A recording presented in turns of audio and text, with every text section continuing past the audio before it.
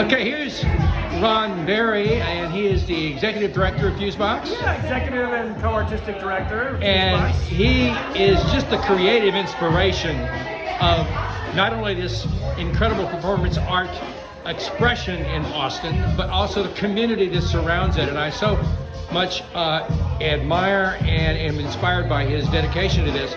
So, Ron, I know you're going to speak later about things not to miss, but you might want to give my audience a preview even now of things in Fusebox that definitely are really special this year. Yeah, so there's 3 projects from Australia that we're bringing over. They're super interesting, all really different, amazing dance artists. And Rita Heppy. This will be the U.S. premiere of this dance piece. It's gorgeous. There's a theater collaboration. There's a company called Aphids Yes. who have a really expansive, super interesting body of work. This particular project is a collaboration between a theater director and a funeral director. What is the name of that piece? It's called The Director. That's the director. Okay. Yeah. I'm interested in this, Ron, because I've already done my grid. Oh yeah, nice. I have, kind of gone back and forth on the various pieces of the website, and have now need to make choices. Yeah.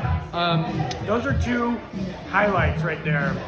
Although I think after talking to Chloe, I think that in this year maybe I won't do the individual tickets, but I'll just do the 350 pass. Yeah. And then get some help. Yeah. But go on. So the director, I saw that. The What director, else? super interesting. There's a project by this performer who goes by the Greedy Peasant. Maybe one of the funniest things you will see this year. Funny. Which one is that? So funny. It's called High Gothic Pageantry. Oh yeah, that's on my list. I really like the picture of that. So funny. So it's This persona, he has he's blown up on social media. I mean, huge following. This is his first live performance, and he's a medieval event planner. Yes. And he's planning this big pageant, and the audience are there as day laborers to work the event. Day laborers. I like it.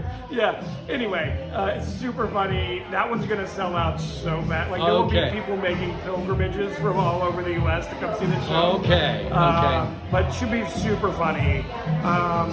We're doing a collaboration between this really awesome band called Balloon, B-A-L-U-N. And how do you say that? Exposita or something? Yeah. And so this will be a world premiere of it.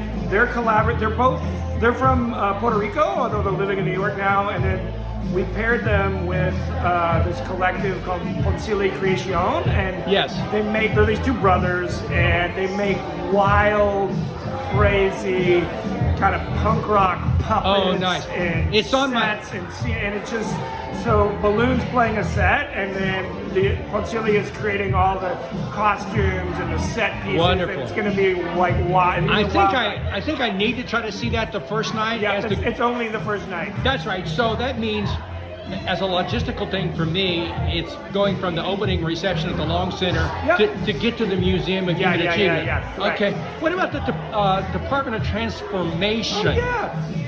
Prem Krishnamurthy is a National Design Award winner, won the Cooper Hewitt National Design Award. Like brilliant thinker, truly brilliant, and he would say he's really fuseboxy because he also really floats between worlds. Yes. Like he lives in the design world, he works in the visual art world, he's a writer, and he thinks very expansively and in an interdisciplinary way. So it felt very much appropriate that he would do sort of like a keynote address. Right, and I intend to be there. But then he's also doing, it's really a 5-day workshop, and each day of the workshop is happening in a different location and has a really different kind of tenor or note to it. Like one day he's gonna cook tiki masala for everybody. They're gonna do this thing. Nice. One day you'll be walking around the lake and pairing up with people. One day you're gonna be doing karaoke here at day and night. But he's a really, truly brilliant thinker. Yes. I will be there for opening night. Let me ask you about the Rude Mechanicals. They're on the schedule I don't know, 3-4 times, and I'm wondering, is that a live situation? It's a live. It's one of their first live shows in several years. So they're going to repeat it. They'll do it, I think, 5 or 6 times. Wow. They're doing it at the Crash Box, which is a very intimate theater. I think it only holds about 35 people. So it's a very intimate experience, and that's also why they're doing it so many times. Okay. You can only accommodate 35 people. So. Well, Ron, thank you. Any other thoughts about shows not to miss and experience? I mean, there's the Michael J. Love tap performance at Ground Floor Theater should be amazing. And then we're doing at Waterloo Park this like massive sound installation called Coastline X, which I think is going to be incredible.